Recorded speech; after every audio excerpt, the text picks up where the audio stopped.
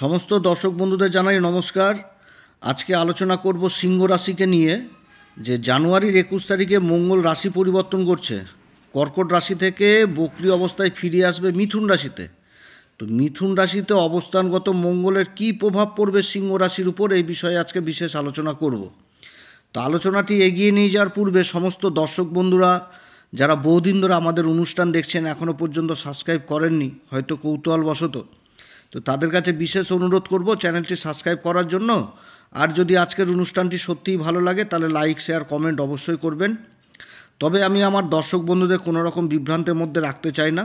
এটা গ্রহদের গোচরের উপরই গোচরের অবস্থানের উপরই ফল প্রকাশ করা হচ্ছে, কারো কোনো ব্যক্তিগত কুষ্টি ধরে আলোচনা নয় যেটা কারোর সাথে মিলতে পারে। মঙ্গলের এই পরিবর্তন আপনারা চন্দ্র রাশি অনুসারেই দেখবেন, কারণ গোচর সবসময় রাশি অনুসারেই দেখতে হয়। তো যাই হোক, বক্রী মঙ্গল 21শে জানুয়ারি থেকে 23শে ফেব্রুয়ারি পর্যন্ত এই বক্রী অবস্থায় থাকবে এবং 24শে ফেব্রুয়ারি মার্গী হবে এবং এপ্রিল মাসের 2 তারিখ পর্যন্ত মিথুন রাশিতেই থাকছে। আবার 3 তারিখে মঙ্গল চলে আসবে কর্কট রাশিতে। কর্কট রাশিতে নীচ অবস্থায় থাকবে তখন, এবং এইখানটাতে এই কর্কট রাশিতে মঙ্গল জুন মাসের 5 তারিখ পর্যন্ত অবস্থান করবে, তারপরে আবার সিংহ রাশিতে অবস্থান করবে। তো এবারের পরিবর্তনটা সম্পূর্ণ পৃথক হচ্ছে একেবারে। এই মঙ্গলের অনেক দিন ধরে পরিবর্তন হচ্ছে। তো যাই হোক, মঙ্গলকে তো বলা হয় গ্রহদের সেনাপতি। তো কেন্দ্রে যখন নিজের রাশিতে অবস্থান করে তখন এই মঙ্গল দ্বারা রুচক নামক শক্তিশালী পঞ্চম মহাপুরুষ রাজযোগ তৈরি হয়। মঙ্গল হচ্ছে সাহসের কারক। একটুতে রেগে যাওয়া, চটে যাওয়া, মনের মধ্যে ক্রোধ নিয়ে চলে আসা, একটুতে অধৈর্য হয়ে যাওয়া, বাকবিতণ্ডায় জড়িত হয়ে যাওয়া, এগুলো কিন্তু মঙ্গলের কারণে হয়। যাদের জন্মকুষ্ঠিতে মঙ্গল খুব ভালো অবস্থায় থাকে এরা কিন্তু খুব সাহসী হয়, সহজে হার মারে না, পরাক্রম ভাবটা প্রচণ্ড থাকে। আবার যারা ভালো ডাক্তার, সার্জেন, ইঞ্জিনিয়ার, সেনাবাহিনীর প্রধান, প্রশাসনের আধিকারিক, তাদের জন্মছকে কিন্তু মঙ্গল খুব ভালো জায়গায় অবস্থান করে, কারণ এই সমস্ত কাজ করতে গেলে অত্যধিক সাহসের প্রয়োজন হয়। আবার জন্মছকে যদি মঙ্গল খুব খারাপ অবস্থায় থাকে তাহলে একটুতেই নিজের প্রতি আত্মবিশ্বাস হারিয়ে ফেলে, সহজে হার মেনে যাওয়া। আবার মঙ্গল রক্তের কারক, তো রক্তজনিত সমস্যাও কিন্তু দেখা দেয়। কর্কট রাশিতে মঙ্গল নীচ অবস্থায় ছিল, তারপরে আবার বক্রী ছিল। এবার কর্কট রাশি থেকে বেরিয়ে মিথুন রাশিতে অবস্থান করবে। নীচ অবস্থাটা কাটবে কিন্তু বক্রী থেকে যাচ্ছে ফেব্রুয়ারি মাসের 23 তারিখ পর্যন্ত। এবার গ্রহ যখন বক্রী হয় তখন তো তার চেষ্টা বলে বৃদ্ধি পেয়ে যায়। তো মঙ্গল হচ্ছে একটি কি ক্রূর গ্রহ, পাপ গ্রহ। তাহলে এর চেষ্টা বলে যদি বৃদ্ধি পায় তাহলে এর ক্রূর দিকটাও বৃদ্ধি পাবে, আবার পাপ দিকটাও যথেষ্ট বৃদ্ধি পাবে। তবে মঙ্গল বক্রী হচ্ছে এটা অবশ্যই ঠিক, কিন্তু অবস্থানটা যেটা করছে এই মিথুন রাশিতে, দেবগুরু বৃহস্পতির নক্ষত্র পুনর্বসু নক্ষত্র অবস্থান করছে। আর পুনর্বসু নক্ষত্র সম্পর্কে আমি এর আগে বহু কিছু আলোচনা করেছি। আমাদের জ্যোতিষশাস্ত্র মতে এই নক্ষত্রের সিম্বলই হচ্ছে ধনুষবাণ, অর্থাৎ একটা একাগ্রতা জিনিসটা উঠে আসছে। তো এই নক্ষত্র শুভ নক্ষত্র, দেবগুরু বৃহস্পতির নক্ষত্র, আর মঙ্গলের অবস্থান। আর মঙ্গলকে কি বলা হয় যে সেনাপতি, তাহলে সেনাপতির হাতে চলে আসলো এবার ধনুষবাণ। তাহলে সেনাপতি যখনই একাগ্রতা নিয়ে কাজ করবে তখনই কিন্তু লক্ষ্যভেদ করতে পারবে। অর্থাৎ এই নক্ষত্রে মঙ্গল যথেষ্ট ভালো ফলই দেবে, কিন্তু একাগ্রতা নিয়ে আসতে হবে। এবং দেবগুরু যখনই একাগ্রতাটা নিয়ে আসবে তখনই দেবগুরু বৃহস্পতির যে গুণগুলো, সেই গুণগুলো বিশেষ প্রভাবিত হবে এই নক্ষত্র দ্বারা মঙ্গল, এবং রাশির উপর বিশেষ প্রভাব পড়বে। মঙ্গলের সাথে দেবগুরুর সম্পর্ক আবার মিত্রতা, তাহলে এই নক্ষত্রও কিন্তু যথেষ্ট ভালো ফল দিবে এই মঙ্গল। এবং সবথেকে এই সময় একটা ভালো জিনিস উঠে আসছে যে মঙ্গলের দিকে, সেটা হচ্ছে মঙ্গল যখন বক্রী এবং নীচ ছিল এই কর্কট রাশিতে, তখন কি ছিল যে মঙ্গলের উপর রাহুর দৃষ্টি ছিল, শনির সাথে ষষ্ঠক যোগ, শনির উপর দৃষ্টি আবার। তো এবার কি হচ্ছে, এবার রাশিটা পরিবর্তন হলো, তাহলে এইখান থেকে মুক্ত হলো এবার মঙ্গল। তার সাথে কি মিথুন রাশিটা হচ্ছে কি দ্বিস্বাভাবিক রাশি। আর বুধের কিন্তু মূল ত্রিকোণ রাশি এই মিথুন রাশি না, বুধের মূল ত্রিকোণ রাশি হচ্ছে কন্যা রাশি, আর এটা কিন্তু বায়ুতত্ত্ব রাশি, আর মঙ্গল হচ্ছে অগ্নিতত্ত্ব। তো যাই হোক, সিংহ রাশির ক্ষেত্রে মঙ্গল কিন্তু ভালো ফল দিবে। মঙ্গল হচ্ছে ভাগ্যের ঘরের অধিপতি এবং সুখের ঘরের অধিপতি, সর্বাধিক কারক গ্রহ কিন্তু মঙ্গলই। এবার অবস্থান করছে সেই লাভের ঘর, যেটা হচ্ছে মিথুন রাশি একাদশ ঘর। এই ঘরে কিন্তু মঙ্গলের অবস্থান, এটা কিন্তু যথেষ্ট ভালো অবস্থান। এবার মঙ্গল যে মুহূর্তে রাশি পরিবর্তন করবে সেই মুহূর্তে কিন্তু সিংহ রাশির ক্ষেত্রে বাকি গ্রহের কিন্তু অবস্থান এরূপ থাকছে। যে রাশির দ্বিতীয় ঘরে অবস্থান করছে কেতু, আবার ষষ্ঠ ঘরে অবস্থান করছে রাশির অধিপতি সূর্য, এবং 24 তারিখে আবার বুধ রাশি পরিবর্তন করে সূর্যের সাথে জুতি তৈরি করবে বুধাদিত্য যোগ, এবং এই বুধাদিত্য যোগের উপর মঙ্গলের উচ্চ দৃষ্টি থাকবে এবং দেবগুরু বৃহস্পতির আবার নবম দৃষ্টি থাকবে। এবং এই ফেব্রুয়ারি মাসের 10 তারিখ পর্যন্ত বুধ কিন্তু সূর্যের সাথে অবস্থান করবে, তারপর আবার রাশি পরিবর্তন, আর সূর্য কিন্তু রাশির অধিপতি 12 তারিখ পর্যন্তই থাকছে, তারপর আবার কিন্তু সূর্যও রাশি পরিবর্তন করে নেবে। এবং রাশির সপ্তম ঘরে শনি আর শুক্রের জুতি রয়েছে, শুক্র আবার 28 তারিখে রাশি পরিবর্তন করবে, তখন তার উচ্চ ঘরে অবস্থান করবে রাহুর সাথে, লম্পট যোগ তৈরি হবে। লম্পট যোগ এমনি খারাপ, কিন্তু ধনসম্পত্তির দিক থেকে যথেষ্ট ভালো। তো যাই হোক, এই যোগের সম্পর্কেও আলোচনা করব সে সময়। এবার রাশির কর্মের ঘরে দেবগুরু বৃহস্পতি অবস্থান করছে বক্রী অবস্থায়, তাও আবার চন্দ্রদেবের নক্ষত্র রোহিণী নক্ষত্রে। এই দেবগুরু বৃহস্পতি আবার ফেব্রুয়ারি মাসের 4 তারিখে মার্গী হয়ে যাবে।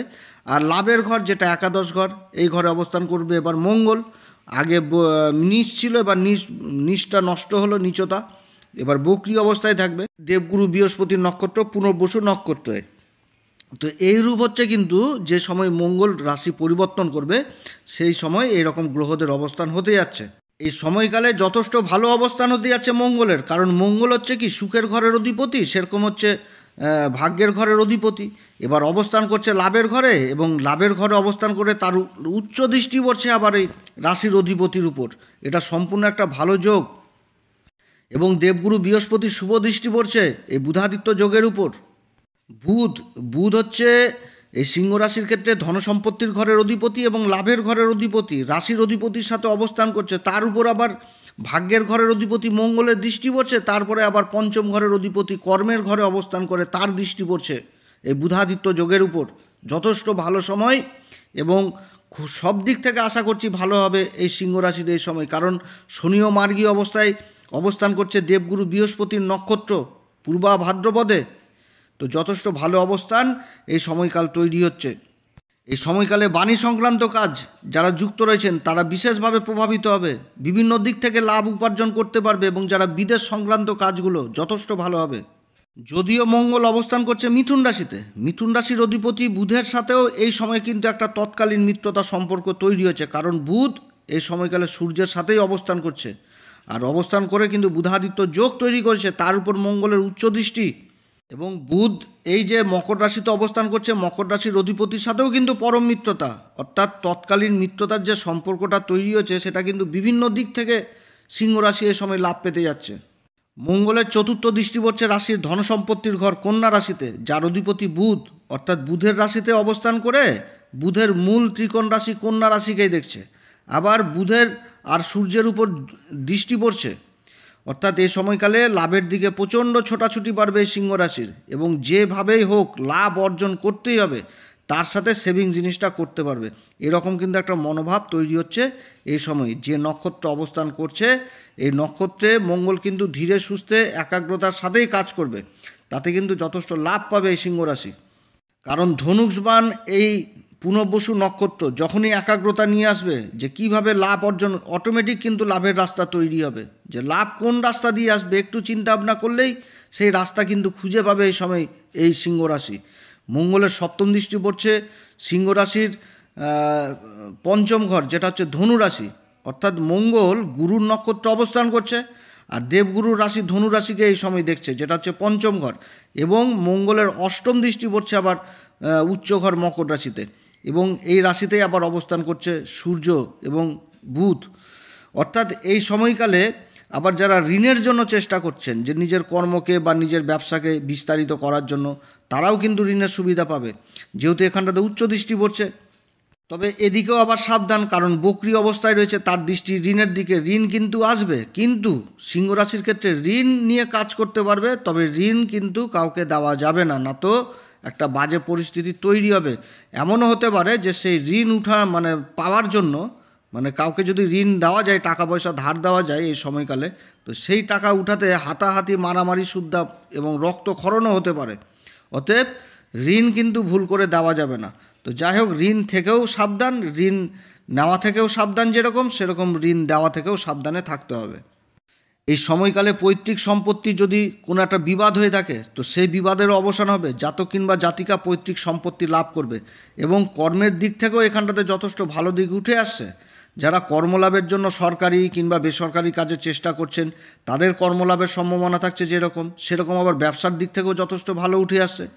যারা খাবারের ব্যবসার সাথে যুক্ত রয়েছেন, যারা হোটেল ব্যবসার সাথে যুক্ত রয়েছেন, যারা রেস্টুরেন্টের কাজের সাথে যুক্ত রয়েছেন তাদের জন্য যথেষ্ট ভালো সময় হতে যাচ্ছে সিংহ রাশির।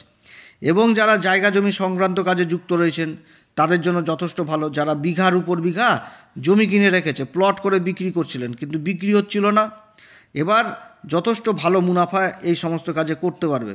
যারা আবার কৃষিজাত দ্রব্যের ব্যবসার সাথে যুক্ত রয়েছেন, কাঁচামাল কৃষিকাজের, হ্যাঁ এই সমস্ত কাজ কিন্তু যথেষ্ট ভালো হবে এই সময়। ইম্পোর্ট এক্সপোর্টের কাজে যারা জড়িত রয়েছেন, ইন্টারন্যাশনাল কাজে যারা যুক্ত রয়েছেন তাদের জন্য যথেষ্ট ভালো। বা বিদেশি কোম্পানিতে কোনো কাজ করছেন, কোনো বিদেশি প্রজেক্ট পাওয়ার এতদিন আশায় ছিলেন, সেই প্রজেক্ট কিন্তু পাওয়ার সম্ভাবনা থাকছে। কিংবা সরকারের দিক থেকে যারা ঠিকাদারি কাজে যুক্ত রয়েছেন বড় বড় টেন্ডার পাওয়ার সম্ভাবনা থাকছে। কিংবা সরকারকে মাল সাপ্লাই দিয়েছেন, বিল আটকে রয়েছে, সেই বিলগুলোও কিন্তু পাওয়ার সম্ভাবনা থাকছে এই সময়। আবার যারা বিদেশে যাওয়ার চিন্তা ভাবনা করছে, কারো যদি ভিসাজনিত সমস্যা থাকে, গ্রিন কার্ডজনিত সমস্যা বা পাসপোর্টজনিত সমস্যা, সেই সমস্যা কিন্তু এই সময় সুরাহা হবে। যারা প্রশাসনের কাজে, সেনাবাহিনীর কাজে বা সিকিউরিটি গার্ডের কাজের জন্য চেষ্টা করছেন তাদের জন্য এই সময়কাল যথেষ্ট ভালো, কর্মলাভের প্রবল সম্ভাবনা থাকছে। সরকারকে যারা মাল সাপ্লাই দিচ্ছেন তাদের বড় মালের অর্ডার পাওয়ার সম্ভাবনা থাকছে। অর্থাৎ মঙ্গলের যথেষ্ট ভালো ফল এই সময় সিংহ রাশি পেতে যাচ্ছে, যেটা বিগত দিনে কর্কট রাশিতে যখন মঙ্গল অবস্থান করছিল দ্বাদশ ঘরে, এই অবস্থানটা মোটেও ভালো ছিল না এই সিংহ রাশির ক্ষেত্রে, বিভিন্ন দিক থেকে সমস্যা তৈরি হয়েছিল। কিন্তু 21 তারিখের পর থেকে এই যে মঙ্গল অবস্থান করবে তার লাভের ঘরে, এটা কিন্তু যথেষ্ট ভালো। আবার ষষ্ঠ ঘরে মঙ্গলের দৃষ্টি পড়ছে, উচ্চ দৃষ্টি, তাও আবার। তো এই সময় শত্রুদের ঘর, এটা ষষ্ঠ ঘরটা তো, এবং রাশির অধিপতিও অবস্থান করছে। প্রবল শত্রুহান্তা যোগও তৈরি হয়েছে। যে শত্রুরা বিগত দিনে মাথা চেড়ে দিয়ে উঠেছিল এই সময়কালে আশা করি সিংহ রাশির ধারে পাশে আসবে না, মানে বিন মাঙে জল। অর্থাৎ সিংহ রাশির জাতক জাতিকাদের কাছে এসে জল চেয়ে খাবে যে দাদা অনেক হয়েছে আর না। তো এই সমস্ত দিকে যথেষ্ট লাভ পেতে যাচ্ছে। কম্পিটিশন যেটা মানে হয়ে থাকে কর্মক্ষেত্রে, ব্যবসা বাণিজ্যে, যে একে অপরকে এগোতে না দেওয়া, বিভিন্ন দিক থেকে সমস্যা যেগুলো শত্রুরা তৈরি করে, তো এদিক থেকেও কিন্তু সিংহ রাশি নিজের বুদ্ধির জোরে, নিজের পুরুষার্থ পরাক্রমের দিক থেকে যথেষ্ট এগিয়ে যাবে। আর যেহেতু বুধাদিত্য যোগ তৈরি হচ্ছে এই ষষ্ঠ ঘরে, এবং বুধ হচ্ছে কিন্তু বাণীর কারক, বাণীর ঘরের অধিপতি, রাশির অধিপতির সাথে যুক্ত করেছে, এবং লাভের ঘরে মঙ্গল অবস্থান করছে এই সুখের অধিপতি এবং নবম ঘরের অধিপতি হয়ে। তার উপর আবার দেবগুরু বৃহস্পতির দৃষ্টি পড়ছে, পঞ্চম ঘরের অধিপতি, কর্মের ঘরে অবস্থান করে। এটা কিন্তু যথেষ্ট ভালো। বাণী কিন্তু বিশাল একটা ইফেক্ট করবে, কারণ সূর্যের সাথে যখন বুধ অবস্থান করে, যে বুধাদিত্য যোগ তৈরি হয়, এর কিন্তু একটা বিশেষ বৈশিষ্ট্য হচ্ছে যে কাউকে যদি কোনো রকম কথা দিয়ে দেয় যে হ্যাঁ ভাই আমি তোর জন্য এই কাজটা করব, এই কথার কিন্তু চট করে খিলাফ হয় না। এটা কিন্তু বুধাদিত্য যোগের নিয়ম, যে কাউকে যদি কথা দিয়ে দিল, সেই কথার কারণ কি, যে সূর্য হচ্ছে রাজা আর বুধ হচ্ছে যুবরাজ, এবং এইখানটাতে আবার বাণীর কারক বুধ, তাহলে কি রাজা তো কোনো সময় নিজের কথার খিলাফ হবে না। যার জন্য বুধাদিত্য যোগের উপর এই যে দৃষ্টি পড়ছে, অর্থাৎ এই সময়কাল যথেষ্ট মানে ভালো হতে যাচ্ছে। এবং মুখের কথা একটা জাদুর মতন কাজ করবে, যেটা মানে নিজের কর্মক্ষেত্রে যথেষ্ট সহায়ক হবে। কারণ ব্যবসা বাণিজ্য বা যে কোনো কর্মক্ষেত্রে করতে গেলে কিন্তু বাণীটাই সবার প্রথম আগে আসে। যে মুখের বাণী যত ভালো হবে তত কাস্টমার মানে অ্যাট্রাকশন হবে, বা মানে যোগাযোগ জিনিসটা যথেষ্ট ব্যাপক হবে। তো অর্থাৎ এই সমস্ত দিক কিন্তু সিংহ রাশির ক্ষেত্রে যথেষ্ট ভালো হতে যাচ্ছে। তো যাই হোক, এই সময়কালে সিংহ রাশি কোন উপাচার করবে, সিংহ রাশির আগামী দিনে ঢাইয়া শুরু হচ্ছে। তো এই সময় থেকে আমি বলবো অবশ্যই হনুমান চল্লিশা, বজরং বাণ এগুলো পাঠ করবেন। এগুলো পাঠ করার আগে শ্রীরাম সীতার প্রণাম মন্ত্র অবশ্যই করবেন। হ্যাঁ, এগুলো কিন্তু করতে হবে, এখন না করলে কিন্তু অসুবিধা হবে, কারণ অষ্টমে চলে যাবে শনি। তো অনেক কথাই আলোচনা করলাম এই সিংহ রাশি সম্পর্কে। তো যাই হোক, আমি তো আলোচনা করলাম যে গ্রহকে নিয়ে, দেখো ওই গ্রহই আবার রাশির উপর খারাপ হয়ে আছে, তাহলে কিন্তু ফলে অনেক কমে যাবে। এবং যাদের মিলবে না তাদের কাছে বিশেষ অনুরোধ করব, নিজের কুষ্টি অবশ্যই একবার কোনো ভালো জ্যোতিষীর সাথে পরামর্শ নেবেন। আমাদের হোয়াটসঅ্যাপ নাম্বার দেওয়া রয়েছে, প্রয়োজন মনে করলে আমাদের সাথেও যোগাযোগ করতে পারেন, তবে আমাদের শুল্ক লাগু থাকছে। আর আমাদের সাথে যে যোগাযোগ করতে হবে এরকম কোনো ব্যাপার নয়, আপনাদের আশেপাশেও ভালো জ্যোতিষী রয়েছে, তাদের সাথেও যোগাযোগ করতে পারেন। তো যাই হোক, যদি এই পরামর্শ সত্যিই আপনাদের কাছে ভালো লাগে তাহলে অবশ্যই আমাদের অ্যাস্ট্রো এসএম বাংলা চ্যানেলকে সাবস্ক্রাইব করবেন, লাইক করবেন, শেয়ার করবেন। আপনারা সবাই ভালো থাকেন, ঈশ্বর আপনাদের সবার মঙ্গল করুক। আবার আসবো একটি নতুন পর্ব নিয়ে। নমস্কার, ধন্যবাদ।